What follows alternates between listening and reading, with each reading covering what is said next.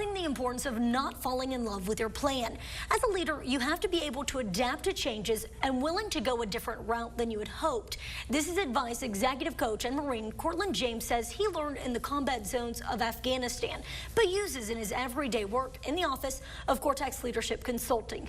Cortland joins us now live in studio this morning. Cortland, good to see you, of course. Thank you. Good morning. You discussed with Bill last night kind of how to adapt and overcome, but you didn't really give any advice for those people. So how can they, instead of going through their regular routines, take a step back and say, okay, I will overcome this, I will adapt to the changes?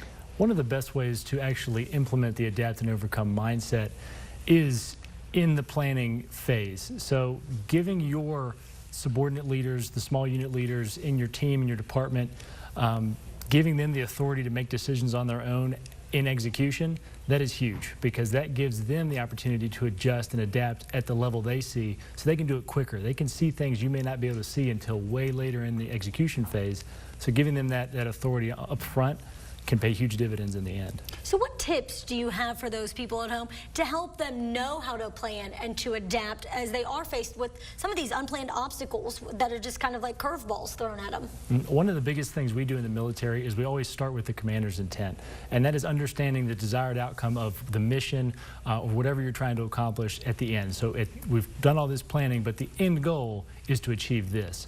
And if we communicate that up front, we say it a whole lot of times to every unit and everybody in the entire unit and make sure they understand that so that even if they have to scrap the entire plan, they still know what the end state is and how to achieve it, and they can make a new plan on the fly if they need to. So mentioning those leaders, who immediately comes to mind in that case? In the military, we call it a strategic corporal. It's like the first level of leadership. They usually have between 4 and 12 people assigned to them. In a business sense, that could be your frontline supervisor, the person who has a team that they're the one talking to them every day. They're actually on the floor with them. They see stuff that you're not going to see for maybe weeks sometimes. So giving them the authority and letting them understand what your end state is up front, they can make that decision really quickly. Is that something that's going to come easy for those people who are, I mean, kind of like me, who are stressors? You know, because I like a plan, and when it goes haywire, I like to think that I can handle it, but at the same time, I am stressing inside, questioning if it's gonna work. Does the stress play a big factor in that, or is it just kind of getting it together? No, stress absolutely does, and a lot of leaders struggle with this because it is giving up authority a little bit.